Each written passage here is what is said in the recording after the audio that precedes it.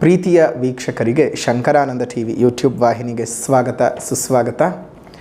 ಇವತ್ತಿನ ವಿಡಿಯೋನಲ್ಲಿ ಸಿಂಹರಾಶಿಯವರ ಫೆಬ್ರವರಿ ತಿಂಗಳ ಮಾಸ ಭವಿಷ್ಯ ಯಾವ ರೀತಿಯಾಗಿದೆ ಅನ್ನುವಂತಹ ಮಾಹಿತಿಯನ್ನು ತಿಳ್ಕೊಳ್ಳೋಣ. ಅದಕ್ಕಿಂತ ಮುಂಚಿತವಾಗಿ ಯಾರಾದರೂ ಶಂಕರಾನಂದ ಟಿವಿ ಯೂಟ್ಯೂಬ್ ವಾಹಿನಿಯನ್ನು ಸಬ್ಸ್ಕ್ರೈಬ್ ಮಾಡಿಕೊಂಡಿಲ್ಲ ಅಂದರೆ ಸಬ್ಸ್ಕ್ರೈಬ್ ಮಾಡ್ಕೊಳ್ಳಿ. ಪಕ್ಕದಲ್ಲೇ ಇರುವಂತಹ ಬೆಲ್ ಐಕಾನ್ ಒತ್ತಿ ಅದರಿಂದ ನೆಕ್ಸ್ಟ್ ಅಪ್ಲೋಡ್ ಮಾಡುವಂತಹ ವಿಡಿಯೋಗಳು ನಿಮಗೆ ನೋಟಿಫಿಕೇಷನ್ನ ಮುಖಾಂತರ ಬಂದು ತಲುಪತ್ತೆ.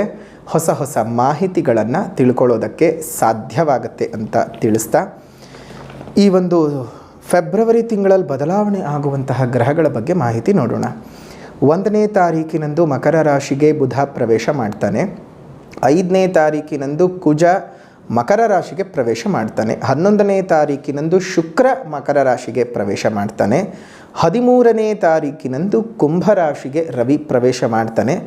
ಒಂದು ರವಿ ಮತ್ತು ಶನಿಯ ಏಕರಾಶಿಯ ಸಂಚಾರ ಅಲ್ಲಿಂದ ಶುರುವಾಗುತ್ತೆ. ಹಲವು ಕೆಡುಕುಗಳಿಗೆ ಕಾರಣವಾಗುತ್ತವೆ, ಗ್ರಹ ಯುದ್ಧಕ್ಕೆ ಕಾರಣವಾಗುತ್ತವೆ. ಸ್ವಲ್ಪ ಹುಷಾರಾಗಿ ಕೆಲ ರಾಶಿಗಳು ಇರಬೇಕು. ಆಯಾ ರಾಶಿಗಳ ಒಂದು ಸಂಭವ ಬಂದಾಗ ನಾನು ಹೇಳ್ತೀನಿ. ಈ ಒಂದು ಬದಲಾವಣೆ ಆಗ್ತಿರುವಂತಹ ಗ್ರಹಗಳು ಈಗಾಗಲೇ ಬದಲಾವಣೆಗೆ ಸಿದ್ಧವಿರುವಂತಹ ಮತ್ತು ಬದಲಾವಣೆ ಆಗದೆ ಉಳಿಯುವಂತಹ ಗ್ರಹಗಳು ಸಿಂಹರಾಶಿಯವರಿಗೆ ಯಾವ್ಯಾವ ಸ್ಥಾನದಲ್ಲಿ ಸಂಚಾರವನ್ನು ಮಾಡುತ್ತೆ ನೋಡೋಣ. ರವಿ ಗ್ರಹವು 6 ಮತ್ತು 7ನೇ ಮನೆಯಲ್ಲಿ ಸಂಚಾರವನ್ನು ಮಾಡಿದರೆ ಕುಜ 5 ಮತ್ತು 6ನೇ ಮನೆಯಲ್ಲಿ ಸಂಚಾರವನ್ನು ಮಾಡ್ತಾನೆ. ಬುಧ 6 ಮತ್ತು 7ನೇ ಮನೆಯಲ್ಲಿ ಸಂಚಾರವನ್ನು ಮಾಡ್ತಾನೆ. ಗುರು 9ನೇ ಮನೆಯಲ್ಲಿ ಸಂಚಾರವನ್ನು ಮಾಡಿದರೆ ಶುಕ್ರ 5 ಮತ್ತು 6ನೇ ಮನೆಯಲ್ಲಿ ಸಂಚಾರವನ್ನು ಮಾಡ್ತಾನೆ. ಶನಿ 7ನೇ ಮನೆಯಲ್ಲಿ ಸಂಚಾರವನ್ನು ಮಾಡಿದರೆ ರಾಹು 8ನೇ ಮನೆಯಲ್ಲಿ ಸಂಚಾರವನ್ನು ಮಾಡ್ತಾನೆ. ಕೇತು 2ನೇ ಮನೆಯಲ್ಲಿ ಸಂಚಾರವನ್ನು ಮಾಡ್ತಾನೆ. ಈ ಸಂಚಾರದ ಸ್ಥಿತಿಗತಿಗಳಿಂದಾಗಿ ಯಾವ ರೀತಿಯಾದಂತಹ ಫಲಾನುಫಲಗಳನ್ನು ಸಿಂಹರಾಶಿಯವರು ಪಡೆದುಕೊಳ್ಳಬಹುದು ನೋಡೋಣ. ಗೋಚಾರದ ಸೂಚ್ಯ ಫಲಗಳು. ಇದು ಗೋಚಾರದ ಸೂಚ್ಯ ಫಲಗಳೇ ಹೊರತು ನಿಮ್ಮ ಜನ್ಮಜಾತಕದ ವಿಶ್ಲೇಷಣೆ ಅಲ್ಲ. ಹಾಗಾಗಿ ಜನ್ಮಜಾತಕದಲ್ಲಿ ಇದಕ್ಕಿಂತಲೂ ಒಳ್ಳೆಯ ಫಲಗಳು ಅಥವಾ ಕೆಟ್ಟ ಫಲಗಳು ಎರಡೂ ಸಹ ಇರೋಕ್ಕೆ ಸಾಧ್ಯತೆಗಳಿರುತ್ತವೆ. ಹಾಗಾಗಿ ಅದನ್ನು ಸಹ ತಿಳ್ಕೊಂಡು ನಿಖರವಾದ ಭವಿಷ್ಯವನ್ನು ತಿಳ್ಕೊಳ್ಳೋದಕ್ಕೆ ಸಾಧ್ಯವಾಗುತ್ತೆ. ಸೊ ಹಾಗಾಗಿ ಜನ್ಮಜಾತಕವನ್ನು ತೋರಿಸ್ಕೊಳ್ಳೋದು ಸಹ ಮರಿಬೇಡಿ. ಇನ್ನು ಫೆಬ್ರವರಿ ತಿಂಗಳ ಮಾಸ ವಿಶೇಷತೆ ಏನಪ್ಪ ಅಂತ ಹೇಳಿದ್ರೆ 15ನೇ ತಾರೀಕಿನಂದು ಕುಮಾರ ಷಷ್ಠಿ ಇರುವಂಥದ್ದು. ಆ ಕುಮಾರ ಷಷ್ಠಿ ಬಂದ ಸಂದರ್ಭದಲ್ಲಿ ನಿಮಗೇನಾದರೂ ನಾಗಕ್ಕೆ ಸಂಬಂಧಪಟ್ಟ ದೋಷಗಳು ಶಾಪಗಳು ಇದ್ದರೆ ಅವುಗಳ ನಿವಾರಣೆಗಾಗಿ ಸುಬ್ರಹ್ಮಣ್ಯ ದೇವರ ಪೂಜೆ, ಆರಾಧನೆ, ಸುಬ್ರಹ್ಮಣ್ಯ ಕ್ಷೇತ್ರಗಳ ಭೇಟಿ, ತೀರ್ಥ ಸ್ನಾನಗಳನ್ನು ಮಾಡೋದ್ರಿಂದ ನಾಗಗಳಿಗೆ ಸಂಬಂಧಪಟ್ಟಂತಹ ದೋಷಗಳಿಂದ ನಿವಾರಣೆ ಆಗೋದಕ್ಕೆ ಸಾಧ್ಯತೆಗಳಿದ್ದಾವೆ. ಸಾಧ್ಯತೆಗಳು ಯಾಕಪ್ಪ ಅಂತಂದರೆ, ನಾಗಗಳು ಬಹಳ ಕೋಪ ಮಾಡಿಕೊಂಡ ಸಂದರ್ಭಕ್ಕೆ ಅವುಗಳ ಕೋಪ ತುಂಬ ಬೇಗ ಶಾಂತವಾಗೋದಿಲ್ಲ. ಅವರು ಕೊಡೋಕೆ ವರ ಶುರು ಮಾಡಿದರೂ ಯಾರಿಂದನೂ ತಡೆಯೋಕ್ಕೆ ಸಾಧ್ಯವಿಲ್ಲ. ಕೋಪ ಮಾಡಿಕೊಂಡ್ರೂ ಸಹ ಆ ಕೋಪವನ್ನು ಶಮನ ಮಾಡೋದಕ್ಕೂ ಸಹ ಸಾಧ್ಯವಿಲ್ಲ. ತುಂಬ ಕಷ್ಟಗಳು. ಅವರ ಕೋಪ ಶಮನವಾಗೋಕ್ಕೆ ತುಂಬ ದೀರ್ಘಕಾಲವೇ ಬೇಕು. ಅಂತಹ ಸಂದರ್ಭಗಳಲ್ಲಿ ಇಂತಹ ಕುಮಾರ ಸೃಷ್ಟಿಯೋ ಚಂಪಾ ಸೃಷ್ಟಿಯೋ ಅಥವಾ ಬೇರೆ ಇನ್ಯಾವುದೋ ಸೃಷ್ಟಿ ವಿಶೇಷ ದಿನಗಳಂದು ಬಂದ ಸಂದರ್ಭಗಳಲ್ಲಿ ನೀವು ಸುಬ್ರಹ್ಮಣ್ಯನ ಆರಾಧನೆಯನ್ನು ಮಾಡಿ, ಆಗ ಶುಭ ಫಲಗಳು ಉಂಟಾಗುತ್ತೆ.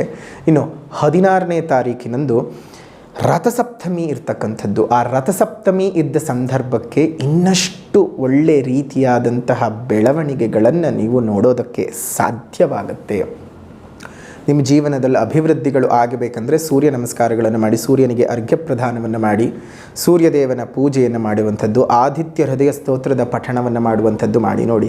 ಈ ಕಾಲಕ್ಕಲ್ಲ, ಯಾವುದೇ ಕಾಲಕ್ಕಾಗಲಿ ಯಾವುದೇ ಯುಗದಲ್ಲೇ ಆಗಲಿ ಸೂರ್ಯ ಪ್ರತ್ಯಕ್ಷ ದೈವವಾಗಿರ್ತಾನೆ.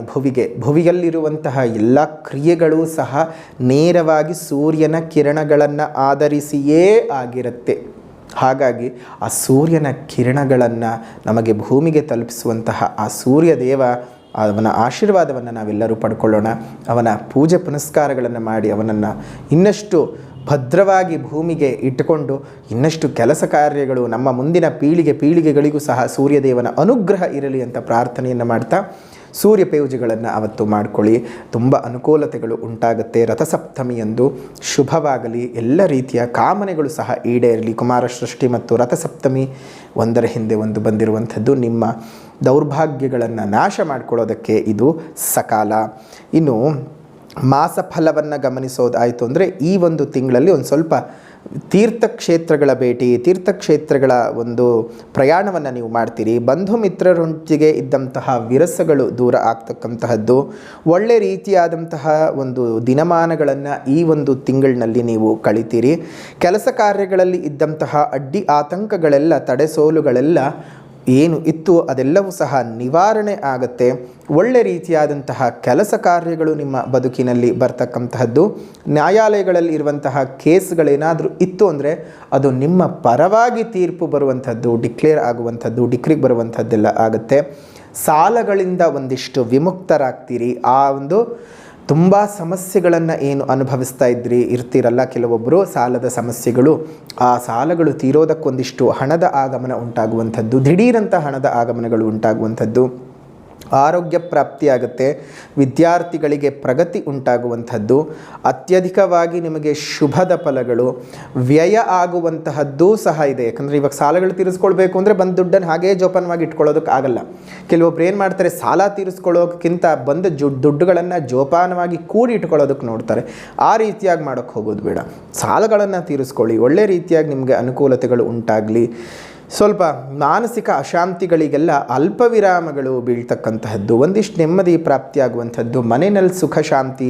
ಅಪ್ಪ ಮಕ್ಕಳ ನಡುವೆ ಯಾಕೋ ಈ ತಿಂಗಳು ಅಷ್ಟು ಚೆನ್ನಾಗಿರಲ್ಲ. ಯಾಕಂದರೆ ನೇರವಾಗಿ ನೋಡಿ, ರವಿ ಮತ್ತು ಶನಿ ಸಪ್ತಮ ಸ್ಥಾನದ ಸಂಚಾರ ಅಷ್ಟು ಒಳಿತಲ್ಲ. ಹಾಗಾಗಿ ನೇರವಾಗಿ ನಿಮ್ಮ ರಾಶಿ ಮೇಲೆ ದೃಷ್ಟಿ ಬೇರೆ ಬೀಳೋದ್ರಿಂದ ಎಲ್ಲೋ ಒಂದು ಕಡೆ ಕಾದಾಟ, ಮಿಸ್ಅಂಡರ್ಸ್ಟ್ಯಾಂಡಿಂಗ್ಸ್ ಬರುವಂಥದ್ದು ಅಪ್ಪ ಮಕ್ಕಳ ನಡುವೆ. ಸ್ವಲ್ಪ ಆ ರೀತಿಯಾಗುತ್ತೆ. ಜಾಗೃತೆಯಾಗಿರುವಂಥದ್ದು ತುಂಬಾ ಒಳ್ಳೆಯದು. ಅದರಲ್ಲೂ ಬಹುಕಾಲದಿಂದ ನೀವು ನಿರೀಕ್ಷೆ ಮಾಡ್ತಾ ಇದ್ದಂತಹ ಒಂದು ಘಟನೆಯು ನಡೆದು ಅದರಿಂದ ಶುಭದ ಫಲಗಳು ನಿಮಗೆ ಪ್ರಾಪ್ತಿ ಆಗುವಂಥದ್ದು. ವೃತ್ತಿರಂಗದಲ್ಲಿ ಏಳಿಗೆಗಳಿದ್ದಾವೆ, ವ್ಯವಹಾರದ ರಂಗದಲ್ಲಿ ಏಳಿಗೆಗಳಿದ್ದಾವೆ. ಒಳ್ಳೆ ರೀತಿಯ ಫಲಗಳನ್ನು ಪಡೆದುಕೊಳ್ಳೋಕ್ಕೆ ಸಾಧ್ಯತೆಗಳು ಈ ಒಂದು ತಿಂಗಳಿನಲ್ಲಿ ಇದೆ. ಫೆಬ್ರವರಿ ತಿಂಗಳಲ್ಲಿ ಸಿಂಹ ರಾಶಿಯವರಿಗೆ ತುಂಬ ಒಳ್ಳೆ ರೀತಿಯಾದಂತಹ ಫಲಗಳನ್ನು ನೀವು ಅನುಭವಿಸ್ತೀರಿ. ತುಂಬ ಶುಭವಾದ ವಾತಾವರಣ ಇದೆ ಅಂತಲೇ ಹೇಳಬಹುದು ಈ ಒಂದು ಸಿಂಹ ರಾಶಿಯವರಿಗೆ. ನಿಮ್ಮ ಎಲ್ಲ ಕೆಲಸ ಕಾರ್ಯಗಳು ಅಭಿವೃದ್ಧಿಯಾಗುತ್ತೆ, ಲಾಭಗಳು ಹೆಚ್ಚಿಗೆ ಆಗುವಂಥದ್ದು, ಮಾನಸಿಕ ನೆಮ್ಮದಿ, ಆದಾಯ ಮತ್ತು ಅದೇ ರೀತಿಯ ಸ್ವಲ್ಪ ಅಧಿಕ ಖರ್ಚುಗಳು ಉಂಟಾಗುವಂಥದ್ದು. ಮಿತ್ರರ ಸಹಕಾರ, ಬಂಧು ಮಿತ್ರರ ನೆರವು ಅನ್ನೋದು ಈಗಿನ ಕಾಲಕ್ಕೆ ಭಾರೀ ಕಷ್ಟ. ಎಲ್ಲನೂ ಬಂದು ಬಾಚ್ಕೊಂಡು ಹೋಗ್ತಾರೆ ಹೊರತು ಬಂಧುಗಳು ಮಿತ್ರರು ಅದರಲ್ಲೂ ಕೊಟ್ಟು ಹೋಗೋದು ಅಥವಾ ಸಹಾಯಕ್ಕೆ ನಿಂತ್ಕೊಳ್ಳುವಂಥದ್ದು ಕಷ್ಟ. ಬಟ್ ಆದರೆ ಸಿಂಹರಾಶಿಯವ್ರಿಗೆ ಈ ತಿಂಗಳಲ್ಲಿ ಅದೊಂದು ಯೋಗ ಫಲಗಳು ಬೇರೆ ಇರೋದರಿಂದ ನಿಮ್ಗೆ ಅನುಕೂಲವಾಗುವಂಥ ವಾತಾವರಣಗಳಿದ್ದಾವೆ. ಕ್ರೀಡಾಪಟುಗಳಿಗೆ, ಸಾಹಿತಿಗಳಿಗೆ, ವಿಜ್ಞಾನಿಗಳಿಗೆ, ಕಲಾವಿದರಿಗೆ ಬಹಳ ಒಳ್ಳೆ ಸ್ಥಾನಮಾನಗಳು ಪ್ರಾಪ್ತಿಯಾಗುವಂಥದ್ದು. ನಿಮ್ಮ ಜೀವನಕ್ಕೆ ಅನುಕೂಲತೆಗಳು ಉಂಟಾಗುವಂತಹ ಶುಭದ ಫಲಗಳು ಇದ್ದಾವೆ. ಹಾಗಾಗಿ ಏನು ಯೋಚನೆ ಮಾಡುವಂತಹ ಅವಶ್ಯಕತೆ ಇಲ್ಲ. ನಿಮಗೆ ಶುಭವಾದ ವಾತಾವರಣ ಉಂಟಾಗಲಿ, ಒಳ್ಳೆ ರೀತಿಯಾದಂತಹ ಸೌಖ್ಯದ ಜೀವನ ನಿಮಗೆ ಬರಲಿ ಅಂತ ನಾನು ಸಹ ಆಶಯಗಳನ್ನು ವ್ಯಕ್ತಪಡಿಸ್ತಾ ಈ ಒಂದು ಫೆಬ್ರವರಿ ತಿಂಗಳಲ್ಲಿ ಮಾಡಿಕೊಳ್ಬೇಕಾದಂತಹ ಪರಿಹಾರದ ಕ್ರಮವನ್ನು ನೋಡೋಣ. ಮೊದಲನೇದಾಗಿ ಸಾಮಾಜಿಕ ಪರಿಹಾರ. ಪ್ರಕೃತಿಯಲ್ಲಿ ಇದ್ದೀವಿ, ಪ್ರಕೃತಿಯನ್ನು ಉಳಿಸೋಣ, ಪ್ರಕೃತಿಯನ್ನು ಬೆಳೆಸೋಣ, ಪ್ರಕೃತಿಯಲ್ಲಿರುವಂತಹ ಇನ್ನಿತರ ಜೀವಜಂತುಗಳಿಗೆ ಹಾನಿ ಮಾಡದೆ ಬದುಕೋಣ.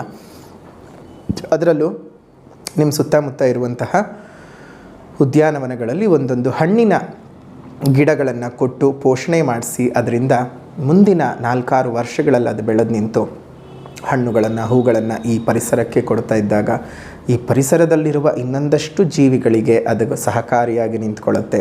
ಅದರಿಂದ ನಿಮಗೇ ನೆಮ್ಮದಿಯಾಗತ್ತೆ. ನೋಡಿ ಎಷ್ಟು ಸಂತಸ ಪಡ್ತೀರಿ, ಮನಸ್ಸಿಗೆ ಎಷ್ಟು ಸಂತೋಷ. ಅದೇ ರೀತಿಯಾಗಿ ಪ್ರಕೃತಿಯನ್ನು ಉಳಿಸ್ತಿರುವಂತಹ ದೇವರ ಆಶೀರ್ವಾದ ಬೇರೆ ನಿಮಗೆ ಸಿದ್ಧಿ ಆಗುವಂಥದ್ದು. ಇನ್ನು ನಿಮ್ಮ ಮನೆ ಮುಂದೆ ಮತ್ತು ಮೇಲ್ಭಾಗದಲ್ಲಿ ಒಂದು ಸಣ್ಣ ಸಣ್ಣ ಕುಂಡಗಳಲ್ಲಿ ನೀರನ್ನು ಇಡ್ತಾ ಬನ್ನಿ. ಅದರಿಂದ ನಿಮ್ಮ ಮುಂದಿನ ಜೀವನಕ್ಕೆ ದೇವರ ಕೃಪಾಶೀರ್ವಾದ ಸಿಗುತ್ತೆ. ಯಾಕಂದರೆ ಇನ್ನು ನೀವು ಮಾತ್ರ ಬದುಕೋದಲ್ಲದೆ ನಿಮ್ಮ ಸುತ್ತಮುತ್ತ ಇರುವಂಥ ಪರಿಸರವನ್ನು ಕಾಪಾಡ್ತೀರಿ.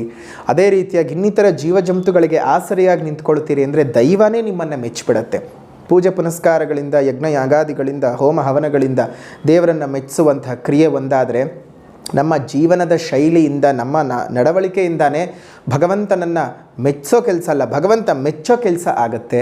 ಆಗ ನಮ್ಮ ವಂಶಗಳ ಮೇಲೇ ನಮಗೆ ದೇವರ ಆಶೀರ್ವಾದ ಸಿಗುತ್ತೆ, ನಾವು ಚೆನ್ನಾಗಿ ಬದುಕೋಕ್ಕೆ ಸಾಧ್ಯವಾಗುತ್ತೆ ಅಂತ ಹೇಳ್ತಾ ಈ ಸಾಮಾಜಿಕ ಪರಿಹಾರದ ಜೊತೆಗೆ ಆಧ್ಯಾತ್ಮಿಕ ಪರಿಹಾರ ಅಂದರೆ ತ್ರಿಪುರ ಸುಂದರಿ ಅಷ್ಟಕದ ಪಾರಾಯಣವನ್ನು ಮಾಡ್ತಾ ಬನ್ನಿ. ದಿನಕ್ಕೆ 3 ಬಾರಿ ಪಾರಾಯಣವನ್ನು ಮಾಡ್ತಾ ಬನ್ನಿ. ತ್ರಿಪುರ ಸುಂದರಿ ಅಷ್ಟಕವನ್ನು ನಿಮ್ಮೆಲ್ಲರಿಗೂ ಸಹ ಒಳಿತಾಗಲಿ, ದೈವದ ಆಶೀರ್ವಾದವೂ ಸಹ ಸಿಗಲಿ ಅಂತ ಹೇಳ್ತಾ ಈ ಒಂದು ಫೆಬ್ರವರಿ ತಿಂಗಳ ಮಾಸ ಭವಿಷ್ಯ ಸಿಂಹ ರಾಶಿಯವರಿಗೆ ಹೇಗಿದೆ ಅನ್ನುವಂತಹ ಮಾಹಿತಿ ತಿಳ್ಕೊಂಡಿದ್ದಾಯಿತು.